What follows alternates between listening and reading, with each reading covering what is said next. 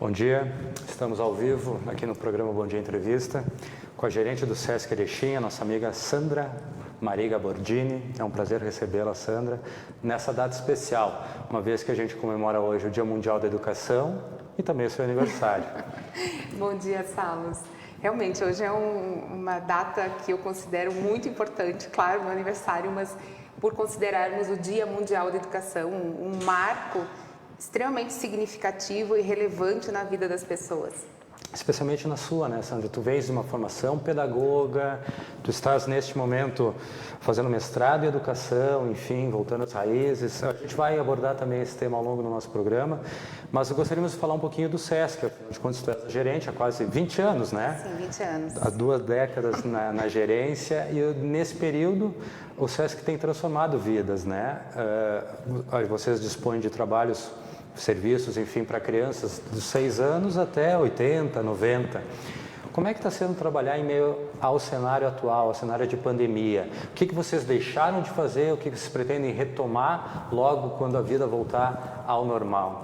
Então, Salos, é muito difícil mesmo ter passado um ano a falar deste assunto, porque o propósito do Sesc é cuidar, emocionar e fazer as pessoas felizes.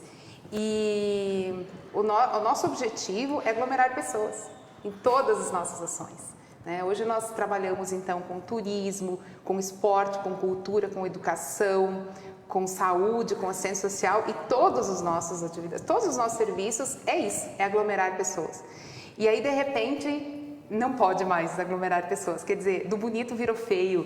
Aí, claro, é bem difícil, foi bem difícil. A gente parou com mais de 80% das nossas atividades, né? Permanecemos somente com os serviços essenciais, com a odontologia, com a nossa clínica de nutrição e o nosso programa Mesa Brasil. E as demais atividades, elas oscilaram, né? E retomadas, né? Nós também temos os serviços do esporte, né? Da academia, que temos um grande número de pessoas que frequentam o Sesc nesse serviço, mas teve as altas e baixas, as retomadas e os distanciamentos. Então, hoje eu posso te dizer que nós paramos com mais de 80% dos nossos serviços há mais de um ano.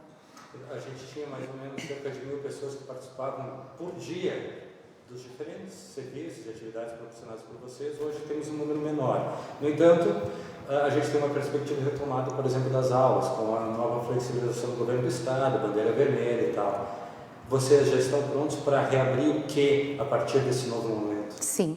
Então, 2 dos nossos públicos, Salos, a gente não vê há mais de um ano, né? Que são as crianças e os idosos, né? Que são grupos que estão conosco em vários projetos, em várias ações, que dão vida lá para nossa casa e eles não puderam voltar. Então agora, na próxima segunda-feira, a gente já está com tudo pronto para receber as crianças, né, no nosso projeto Criar Sesc.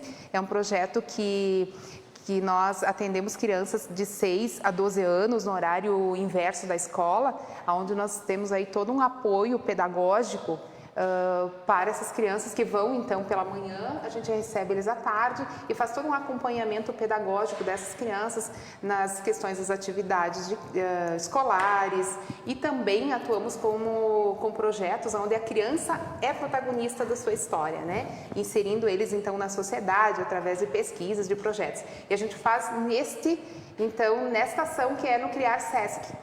E agora esse projeto mais do que nunca, né? Ele vai ter a grande importância, porque as crianças, por terem ficado fora da escola por tanto tempo, não só a escola vai ter esse papel fundamental, né? Eu acho que todos que estão ao redor dessas crianças precisam se mobilizar para contribuir com essa retomada, com essa busca de tudo que não foi possível, né, a ser passado de uma forma somente online. E como é que tu imaginas, também tem especialização em psicologia clínica, né? Sim. Como é que tu imaginas que essas crianças vão vir para este momento, para o Criar Sesc? Como é que elas vão se reencontrar, tanto na sala de aula quanto nessas atividades? Então, com muita ansiedade, com medo, né? As crianças estão fechadas há um ano em casa, sem contato com outras crianças, que eu acho que é o que, para mim, eu acho que é o que mais impacta, né? Não ter vida social, não ter relação com as outras crianças, não ter convívio em outros espaços, né? Espaços educativos, espaços de recreação. Ou seja, foi uma interrupção da infância, né, da criança. Então, eles vêm com essas grandes expectativas. Eu acredito, tenho filhos, né, que também estão passando por isso e a gente vem acompanhando também. Então, eu acho que junto com o medo, né, o medo da questão do Covid, da contaminação, do contato, a vontade de abraçar, a vontade de ter esse contato físico, mas muito ansiados assim por este momento. E olhando pelo prisma educacional, do ensino de modo geral, qual é o tamanho do prejuízo que esse um ano e tanto, especialmente aqui no Rio Grande do Sul, outros estados reagiram de maneiras diferentes, vamos falar aqui do nosso estado, considerando a experiência de vocês também. Qual é o tamanho do prejuízo que esse um ano e tanto de interrupção, enfim, da aula presencial, desse contato, vai acarretar para as nossas crianças? Eu acho que a maior perda foi isso que eu comentava, é o emocional da criança. Porque o conhecimento, eu entendo que se os professores estiverem bem preparados, né, para recebê-los e fazer uma inserção de uma forma respeitando a condição de cada criança, porque eu acho que cada um tem o seu tempo, né? Ninguém estava preparado para somente ter uma aula remota ou em alguns momentos foi de forma híbrida, mas ninguém tinha essa preparação, nem os professores, nem os pais em casa, nem as crianças. Então, algumas crianças, e não só pela condição econômica, condição cultural, enfim, aí tem vários aspectos, né? Então, não só por essa condição, mas cada um tem uma forma de aprender. Então, eu acho que agora, se a gente tiver bastante sabedoria para acolher essas crianças, respeitando o seu limite, né, de cada um e não abordar de uma forma coletiva, a gente vai conseguir resgatar essa questão do conhecimento, do ensino-aprendizagem, né? E aí eu acho que toda uma equipe multifuncional deve estar em volta dessas crianças, né? Por conta de observar o emocional da criança, né? Trabalhar essa questão assim do cuidado, mas não do medo. Acho que tem todo um aspecto. E aí eu entendo, Saulos, que não é somente o professor ou a escola, né? É todo um contexto que precisa ter essa grande responsabilidade nesse acolhimento, nessa retomada, nessa ressignificação, então, da educação. A gente fala das crianças, mas também o SESC, falávamos antes, ele alcança um público de todas as idades, né? Olhando a criança, agora vamos passar aos idosos. Esse público, ele já vai ser contemplado também numa retomada breve ou como é que vocês projetam isso? Nós ainda não temos as determinações com esse grupo específico, né, dos idosos, né, por mais que a gente entenda que agora grande parte já esteja vacinada, mas a gente precisa tomar bastante cuidado. Então, eu acredito que a retomada será de uma forma gradativa, né, escalonada, mas as atividades que serão possíveis ser retomadas, que não tenha muito contato físico, que o ambiente possibilite, né, desenvolver a atividade, a gente vai retomar. É claro que neste período, Saulos, por mais que esse grupo idosos não estiveram dentro do SESC, a gente continuou a desenvolver atividades com eles de forma híbrida, de forma remota. E aí que entra a tecnologia, né, que vem a favor. E ficamos muito felizes porque nós já vínhamos trabalhando com eles essa questão da facilidade de utilizar uma rede social, de utilizar as ferramentas tecnológicas. E as crianças que nos ajudaram a isso. Então, nós temos aí uma ação intergeracional, que é as crianças e os idosos. Então, as crianças com essa facilidade que eles têm, que já nasceram nessa geração nova de tecnologia, ensinaram ao imigrante da tecnologia, né? Porque nós somos imigrantes, né? Então, a gente foi aprendendo, a gente achava que sabe tudo, né? Mas aí a gente se deu por conta que precisava aprender mais, né, para poder dar conta dessa situação. Então, os idosos conseguiram acompanhar grande parte assim, de atividades possíveis a serem feitas através de lives, através de oficinas. A participação era boa? Número de? Sim, sim. Em momentos em número maior, outros momentos menor, até porque eu acho que o povo está cansado, né, de tanta live, de tanta interação somente pela internet. Mas a gente conseguiu manter, então, um vínculo com esses nossos idosos, né? Bom, a gente está falando de distanciamentos, de afastamentos, de interrupções para idosos, adultos, crianças, mas um serviço do SESC, eu imagino que não tenha parado, pelo contrário, deve ter se intensificado durante a pandemia, foi o Mesa Brasil, né? Enfim, como é que vocês estão trabalhando com isso? Você, SESC, percebe que de fato aumentou a demanda por alimentação, considerando cenários de pandemia, perda de emprego? Como é que está isso? Nossa, a gente acompanhou uma evolução, assim, um gráfico no Mesa Brasil.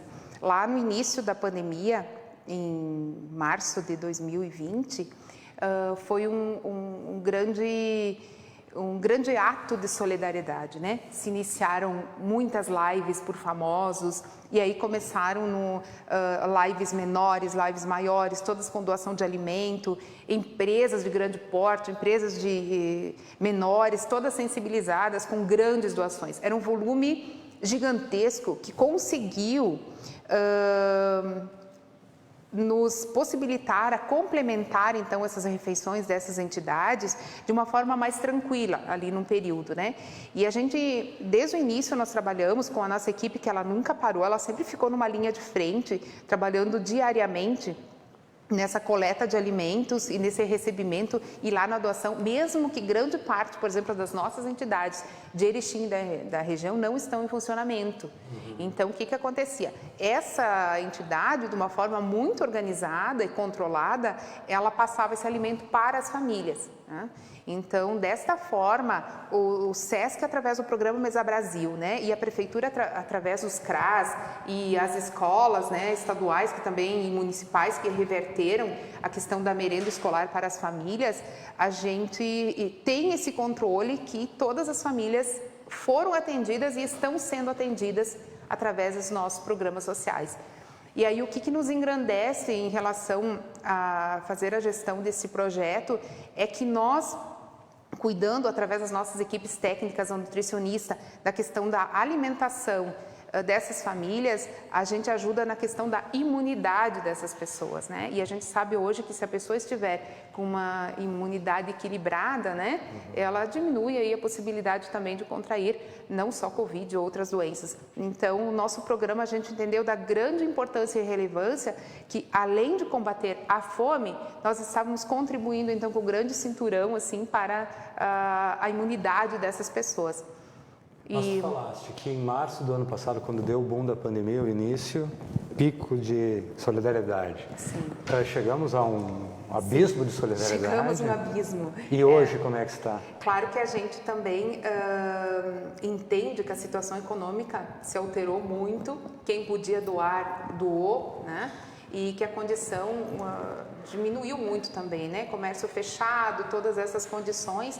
Diminuiu muito as doações espontâneas, né? A gente permaneceu aí, nós temos a rede Master e Passarela e Tamanini e alguns outros doadores que eles são sistemáticos, eles fazem doações diárias, né, do seu excedente.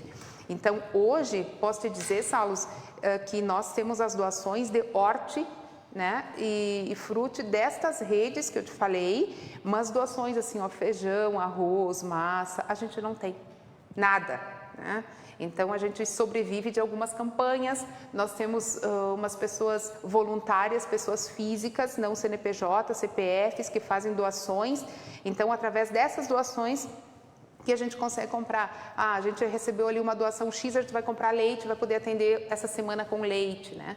Então, caiu muito. Aquela doação que parava em frente ao SESC para descarregar lá 1 tonelada, 2 toneladas, acabou. E quem está nos assistindo agora, tiver interesse de fazer alguma doação, como é que ele deve proceder? Olha, Salos, a gente, de todas as possibilidades, hoje, se a pessoa não tiver condições de fazer a doação, nós organizamos com a nossa equipe, nós vamos até a casa da pessoa para pegar, né, fazer a coleta desse alimento. Ele pode estar doando no SESC, pode estar doando no próprio programa Mesa Brasil, ou pode estar entrando em contato, então, pelo 3522-1309 e conversar conosco, a nossa equipe, né, e a gente organiza uma forma de fazer a coleta desse alimento. E aí, quando eu falo em alimento, por exemplo, se a pessoa tiver um excedente até do seu pomar, né, tiver um excedente lá de laranja, de abóboras, um cultivo que a pessoa faça que não absorve na sua família e quiser fazer essa doação, tudo é bem-vindo, né? E tudo bem aproveitado, porque quando a gente falava lá na educação, a educação ela está hoje inserida e por isso que me atraiu muito e como você falou, voltei a me aperfeiçoar na educação, porque a educação ela está inserida em todas as áreas, né, da nossa vida. Então lá no Mesa Brasil, além da doação de alimento, a gente desenvolve ações educativas. Com quem? Com os beneficiados, né? Com as pessoas, até propriamente quem produz o alimento, né? De que forma faz a produção desse alimento. Hoje, por exemplo, Salos, a gente vai receber ali 2 toneladas da fruta, do caqui, né? Nem sempre é possível consumir essa fruta em 1, 2 dias. O que se faz? Se faz uma geleia, né? Então, o aproveitamento ele é integral. E aí, através dessas ações educativas, a forma de conduzir isso, a gente chega no alcance ali do objetivo total. Apenas para resgatar, quantas entidades hoje são beneficiadas pelo Mesa Brasil? Nós temos 42 entidades atendidas em Erechim e na região do Alto Uruguai. E isso alcança quantas pessoas? Dá em torno de 3.500 pessoas, né? Tá bom. Sandra, outro aspecto que eu acho que vale a pena a gente destacar é o que vem por aí, né? Nós falamos há pouco dessa retomada gradual, mas algumas coisas eu acho que a pandemia vai legar. Especialmente esse ambiente digital, né? Esse ambiente da interação online, não só as lives, mas uma série de outros aspectos de relações mesmo humanas, negociais, Sim. Enfim. O que fica para o SESC? Como é que vocês estão se preparando para esse próximo passo? Então, a gente, eu acredito, né? Isso é uma ideia minha, realmente, que a pandemia, ela veio e nos trouxe, nos jogou 10 anos à frente, assim, de evolução. Antecipou 10 anos. Antecipou 10 anos desta evolução da tecnologia, né? E hoje não tem mais como não estarmos inseridos com essas ferramentas, porque não são elas que fazem a coisa acontecer. Nós precisamos ter propriedade sobre elas, né, para poder desenvolver. Isso em todas as áreas, né? Então, quer dizer, mas lá na academia, Sandra, como é que tu vê isso? Por exemplo, nós paramos, quando a gente parou ali com o presencial, nós fomos para a academia online. Né? Então, quer dizer, a gente nunca fez isso em outros momentos, né? De poder fazer uma aula ao vivo e a pessoa poder ficar em casa, de poder gravar um programa. Na cultura, Sandra, mas como vocês fazem os eventos lá no Centro Cultural, como é que vai ser agora? Sim. Em algumas situações, vamos ter que delimitar um público, né? Porque a gente não está na Nova Zelândia, que reuniu 40 mil pessoas num show ao ar livre, né? Sem máscara. Nós estamos, infelizmente, no Brasil com os nossos representantes. Exatamente, Salos. Então, a gente tem que se preparar para isso. Então, o que acontece? Por exemplo, na cultura, possivelmente, a gente vai desenvolver uma oficina. Parte das pessoas estarão presencial e parte estarão em casa, né? De uma forma remota. Só um detalhe, Sim. Quem vem para o presencial e quem fica em casa, como é que vai ser feita essa seleção? Então, isso a gente não tem resposta ainda, né? Bem difícil. Mas as pessoas também, eu acho que propriamente as pessoas mesmas fazem essa seleção. Em alguns momentos eu não vou me sentir à vontade de estar de forma presencial, né? Ou, de repente, vou estar com a minha imunidade baixa, ou enfim. Então, eu acho que as pessoas mesmas vão fazer essa sua escolha, né? E a gente vai precisar respeitar a escolha de cada um, as limitações de cada um.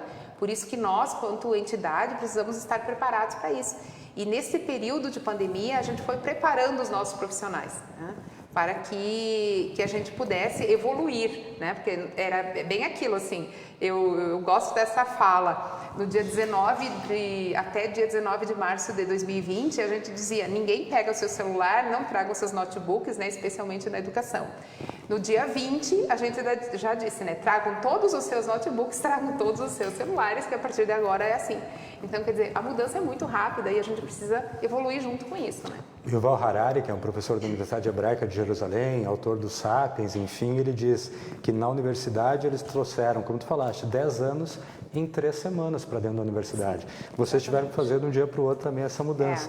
Quantos profissionais o SESC tem hoje e quais o número total de serviços que vocês oferecem? Sim, então nós somos hoje em 30 pessoas, né? Atendemos Erechim e toda a região do Alto Uruguai, então com projetos do esporte, né? Através então de campeonatos, eventos de integração, rústicas. Inclusive nós temos aí um grande desafio que ele já iniciou e as pessoas podem participar, que vai até o dia do desafio, onde as pessoas podem baixar ali o seu aplicativo, né, ou de preferência, e faz o controle de uma caminhada de 50 quilômetros ou 100 quilômetros, aí, Salos, né? Então é possível fazer, e aí fecha lá no dia do desafio, ali Quando com uma vai premiação. ser esse ano? É a última quarta-feira do mês de maio. Tá quase aí. Então nós estamos organizando assim, temos vários projetos já prontos para poder desenvolver tanto em Erechim quanto na região, de projetos nesse formato, né? Com possibilidades presenciais, online, atividades individuais, né? Então de passeios ciclísticos, caminhadas rústicas, campeonatos, jogos, toda a iniciação. Trabalhamos com a cultura, então, fortemente também. Com saúde, nós adaptamos também, olha que interessante, algo que a gente dizia jamais, né? Em outros tempos, eu me lembro que em algum momento da vida eu vi uma consulta com um médico online, isso, que isso? Jamais isso vai chegar, né? Nós adaptamos no SESC, hoje a nossa clínica de nutrição, ela acontece de forma online. Então, quer dizer, a gente precisou fazer isso dentro da saúde, precisamos fazer isso dentro do esporte, dentro da cultura, dentro da assistência, em todas as nossas áreas hoje, nós conseguimos fazer elas de duas formas, tanto presencial como remota. Sandra, já estamos no nosso tempo, muito obrigado. Obrigada a você. Até porque, né, hoje temos aniversário, então não vamos te, né, roubar muito tempo aqui, mas agradeço de coração a tua participação. Acho que esses esclarecimentos são muito importantes. Quem quiser saber mais, o SESC tem uma página no Facebook, Sim. tem uma página na internet, enfim, o telefone você já passou, acho que vale a pena, quem quiser ajudar e puder, o SESC está aberto, né? Nós que agradecemos essa oportunidade de poder falar, porque as pessoas sempre têm dúvidas, né? E realmente é tanta coisa que até a gente se perde, né? Porque hoje a gente fala que nós conseguimos ter atividades assim, da mesma forma que do Iapoque ao Chuí, hoje tem no SESC, assim, né? Porque a gente tem várias atividades que podem se adaptar para cada pessoa, para cada idade, enfim. Basta procurar o SESC, então, nós atendemos das 8 horas às 20 horas o nosso atendimento, né? Está aberto ao meio-dia, com todos os nossos serviços, as pessoas poderão ir até lá e aí ter todas as informações. Nosso muito obrigada. Tá bom, nós agradecemos, um grande abraço, até a próxima. Tchau, tchau.